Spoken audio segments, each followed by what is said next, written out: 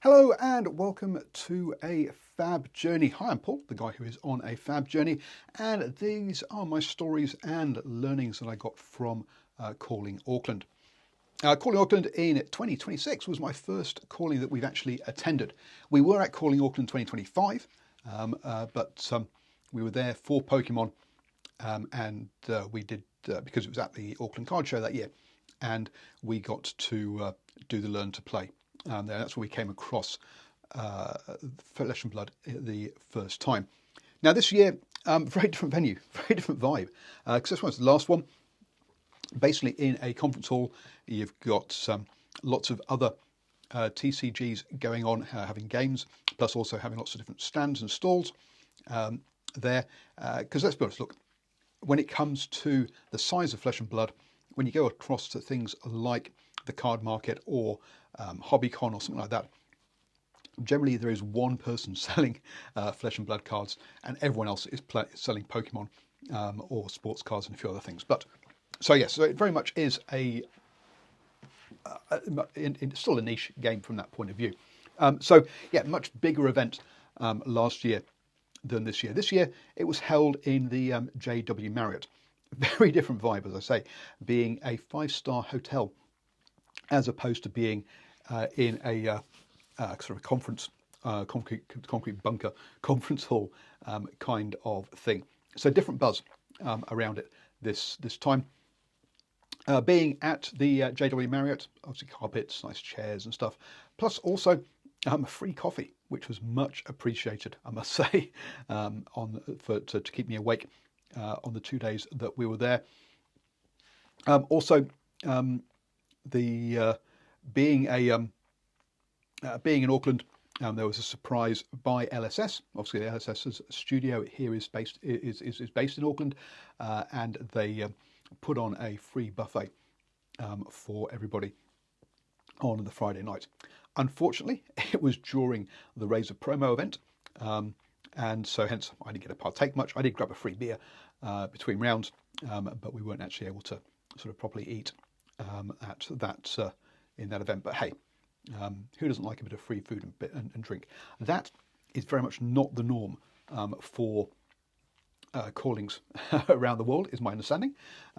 So very different calling because it's in Auckland, I think, from that point of view. Also, that means that a lot of LSS LSS employees are allowed to actually or able to be at the event, are actually allowed to play as well in the side events. Not allowed to play in the calling or the showdown because they've got invites, Pro Tour invites, so they're not allowed to play those ones, but they are allowed to play the side events. I played at least 2 LSS employees, at least 2 that would admit that they were. Some of them like to kind of stay anonymous from that point of view, but look, I think it was really good that they actually got to mix and play with us. Now, what it does mean is that they actually also don't get to attend various, they generally don't get to play a lot of events that we get to play. So, for example, armories and stuff. And hence, when you've got gem pack cards such as the Crown of Dominion there, which is a lovely card, extended art stuff from the gem pack, that's a card that they find very difficult to get hold of because they're not playing in armories a lot. And so that kind of card, in some ways, is worth more or has more value to an LSS employee than it does to a player because they're less accessible to them, which kind of feels a bit weird. And so, look, I managed. So one of them was very kind. Look, I told him I'm trying to build up an assassin deck for my younger daughter. So he did throw in a promo dash card, but he traded the Crown Dominion for a promo Rhinar from the World Championships last year and a promo Gravy from the Pro Tour up in Japan. Look, 3 cards that I never expected to get my hands on, let's be honest. There. But also 3 cards that I'm never going to play as well. Now, one friend did say, look, I should keep them because collectors, they are collectors cards, and I say the chances of me ever touching those cards again, never mind actually owning them, is pretty slim. But look, unfortunately, I'm not wealthy enough to be a collector, and so definitely to trade cards for cards to play, especially when I'm trying to build an assassin deck. So yes, so those 3 cards ended up, the gravy turned into a tunic. Sorry, not tunic. A spring tunic for my daughter's assassin deck. We did already have a blood splattered vest, so we'll see which one she actually prefers playing. The Rhinar turned into an E-Strike, which will probably actually go into my older daughter's deck, or my deck, in all honesty, and also a Codex of Frailty for my younger daughter's deck. And then I saw the Dash for $6. Look, Dash, because she's LLing soon, was definitely one that I had to flip quickly, because the other two I think would have value, but the clearly getting hold of a tunic was great. Plus we have a friend who plays Brute, and he was absolutely bouncing with joy when I was able to trade that card to him. So he was very happy to be able to get that card and play with the golfing Rhinar. So it was wonderful to see him happy for that card. It's good to put a card where it's actually going to be enjoyed. The Dash also went to a Dash player. Apparently he tried to buy that card like 2 or 3 times, and each time it had someone else buy it and from underneath him. So it was great to be able to give that card to someone who actually will enjoy it as well. As part of the trading, I did also get hold of a Flick Knives for the Mario deck, and also a Mask of Deceit. So I managed to put together most of the equipment that was there. I was definitely not expecting to get hold of that many cards that quickly for my daughter. So they traded for the other ones as well. They were not bought, unfortunately, because I don't have the cash to be doing that. So now clearly I did very well there, turning the Crown Dominion into so many cards, but into the Codex, the E-Strike, and the Spring Tunic. The other cards were traded for other things. But I think everyone was happy after and with what they got out of those trades. So yeah, very pleased with how that went. So basically, if you're calling, highly suggest actually ask the person after your game if they've got anything like to trade. I think that is a good way for that to work. So how do you actually approach a calling? Now look, there's a bunch of ways of approaching a calling. There's people who are there to test themselves at the highest level at the main event, or nearly highest level. There are other people. We decided not to do that. We decided we were there for the side events. Look, we're not sealed. Definitely is not a place where we're very comfortable, and so hence entering the calling was not. And at the time, we weren't very comfortable with Silver Age either, to be honest with you. If we'd been at where I was, and then perhaps I would have given it a shot, because the only armory I've won has been on Silver Age with KO, and I've been very happy with my Blaze deck. But no, we decided we were just going to do the side events. Just before the weekend, they announced that if you did 5 events full stop, it could include the calling and the showdown, that you got yourself a antiquity pack. We'd only planned to be doing 3 events initially, but then there'd been a mispricing initially, and so the Saturday Razor promo wasn't $100, it was $70, which meant we had enough tokens to enter an extra event. So we decided to turn up a bit earlier on the Friday and do 2 events on the Friday. And then I'm thinking, you know what? We could squeeze in an extra event on the Saturday and do 3 events on the Saturday to get that 5 events for the antiquity pack. But look, my daughter was sensible, and look, I didn't actually. I found Friday a bit stressful, to be honest with you. Trying to get tickets for this, and what can we get with our tickets? Can we get a playmats or whatever, etc. Look, yeah, and my daughter sort of slowed me down to look at it.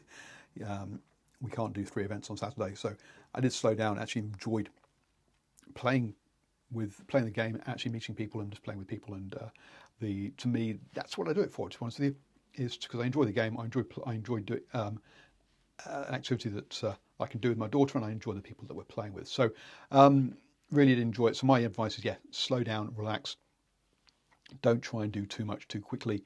Don't put stress on yourself about grinding for tickets and all of that kind of stuff. Sure, there are professional players that do that, and that's how they earn a living.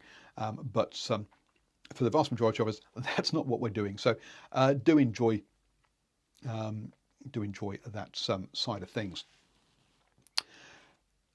Moving on to the prize, well, then I asked my daughter what was one of her lessons or sort of stories from the calling, and she was, you need to play well. And yeah, that is kind of true. And I guess initially that kind of it didn't quite kind of twig me really why, and then actually I thought yeah, it's a good point. In the Silver Age Razor promo event on the Saturday, where I went 3-1, I got 100 tickets for entry and 200 for each win, so 700 tickets in that one event. The day before, I went 2-2 in the Armory, the Sage Super Armory, and then 1-2 in this sealed Razor promo event. I actually got 550 tickets, so you can see where if you go to a double ticket event and you do well, if you play well, you're going to get a lot more tickets. Basically at the end of the day. So yes, it is a competitive TCG. It's not the participation prizes isn't generally the forte for this one.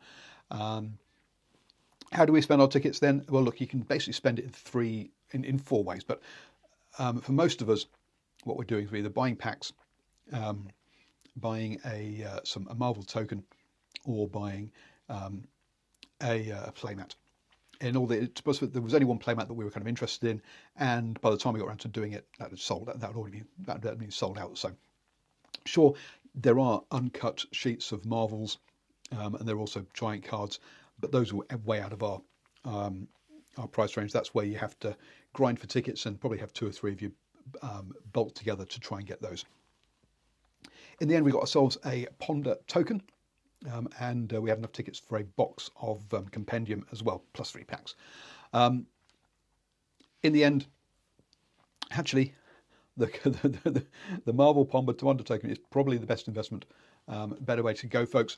This is worth listed on the various trading alleys at $200 to $250. Which, if you compare that to a box of compendium where we actually pulled 11 Marvels and get any legendaries at all. I think the Ponder token is actually probably worth more than the cards we pulled. So unless you're looking for particular cards, then actually from a value basis, you might be better off going down and just getting yourself a couple of Marvels rather than getting yourself lots of packs. The guy from Arsenal Pass, he mentioned on their podcast that he actually used his tickets to get packs to practice drafting. So there is that option as well as an approach if you're into drafting, is to get yourself a bunch of packs for that. That side of things. A couple of stories that came out that I didn't realise was that you used to be able to buy Pro Tour invites. So one of the players I played, he told me that, look, apparently during COVID, because obviously travel was an issue, that LSS allowed people to sell their Pro Tour invites for a period of time. So I think it was $800 he said that he bought a Pro Tour invite for, so that he could go and play at Worlds. Which was very cool. So actually, I've played someone who played at Worlds. Now, admittedly, he didn't do very well. Funny that, as he didn't qualify, he bored his way in. But yeah, really interesting that you actually used to be able to buy Pro Tour invites. That's clearly you're not allowed to do. They don't allow that anymore. Also, while we were there, we saw a tunic for sale by one of the 2 vendors that was there at $69,000. What? Apparently, it was a gold foil one. Now, to me, it didn't look that much different to a normal tunic, to be honest with you. Never mind a foil tunic. And yeah, clearly it was behind glass foil. I didn't actually get to touch it, but apparently it was a gold one. Still nuts from my point of view as to how much that was. Again, talking to someone later on, apparently LSS actually shredded some gold foil tunics because they wanted to make sure that only 50 were actually given out as part of sort of prizing. So I guess that's why it's worth 69k. So there's only 50 in the world. Still, it plays the same as a non-foil one. I don't understand collectors. That's just crazy money. maybe if I had unlimited funds, then maybe I would get one. Look, I mean, I like to bling out my deck like everyone else, but still, $69,000 for a card. Wow, that's all a bit kind of nuts. One of the really cool things about the show that happened, or the event that happened for me, was the number of people actually came up and said hello, and that they actually liked my content, particularly the Aotearoa Armories Weekly that I've been doing, which is really kind of cool. Both players, judges, and also LSS employees saying that, and it was kind of a reminder that it's not all about the numbers at the end of the day, because let's be honest, I have been getting about 10 to 30 viewers on YouTube, maybe about 40 to 50 viewers via Substack. So not an awful lot of people. And it must admit, those numbers, when I actually went back and looked at them, surprised me. It felt like much less than that prior to the end. But apparently that's kind of the numbers I've been getting. So it's not a lot of numbers. And look, unashamedly, it's quite definitely a local copy of World Tour Weekly is what I was trying to do. But it's a good reminder. It's about community. It's not about numbers. And look, if this could be part of the community that helps it grow and helps be part of the binding that's good for the community, then great. So I will keep it going. I'm not committing to do it weekly though. But I will try. I will aim to keep it going. But it was nice for everyone who did come and say hello and do that. So thank you to everyone. If you're watching, thank you if you're watching this and you said that to me. Finally, then, what would I actually like to add to the event? When we went to the calling, that was part of the card show last year. There was Learn to Play. So that's how I learnt. That's how I got into the game. We actually got given a free Blitz deck, and we were told we could actually enter one of the side events. I didn't realise it was a side event for the actual calling at the time. I didn't understand the structure of card events, etc. So, because of what was going on, I didn't actually go. We didn't actually do that. But with Silver Age Precon decks being so competitive, unlike the Blitz decks, let's be honest, and it's a really accessible way for new players to get into it. I think it'd be cool to have a Learn to Play table where so people can bring friends along. There'll be someone there to help them learn how to play, and then they can enter a Sage event side event. I think it'd be kind of cool. I do understand that callings are predominantly targeted for existing or experienced players, not to try and grow the game. But still, I think it'd be kind of cool things to do. All the trading that I did, and I did a lot of trading, like 3 or 4 months worth of trading in like 2 days. It was fantastic. But all the trading I did was with people after I played them. So basically, we played the game, and I'd say, "Oh, have you got any trades that you want to do?" And we would look at each other's cards, etc. I think actually having a dedicated trading table, so basically anyone's hanging around there, people know they want to trade, and there's kind of introductions and make it just a bit smoother or a bit easier for people to trade. I think that would also be kind of cool. Maybe also a notice board or a whiteboard where people can put up, "This is what I'm looking for. I'm trying to trade for X, Y, Z," would also be kind of cool. So there you go. There's some lessons and some stories and some thoughts about calling Auckland. I say my first calling that I've attended. I would love to attend some more. Budget's a bit of a problem. So hey, become a paid subscriber. Maybe we can get me to calling Sydney. Who knows? But anyway, look, I don't expect that to happen, but it'd be very nice if it did. So yes, look, I've been Paul. If you've enjoyed the content, then please like, share, subscribe, all of that kind of stuff. And if you've got any other lessons or stories from various callings, I would love to hear them in the comments below. So yeah, do stay in touch. It's all about community at the end of the day. And thank you for watching.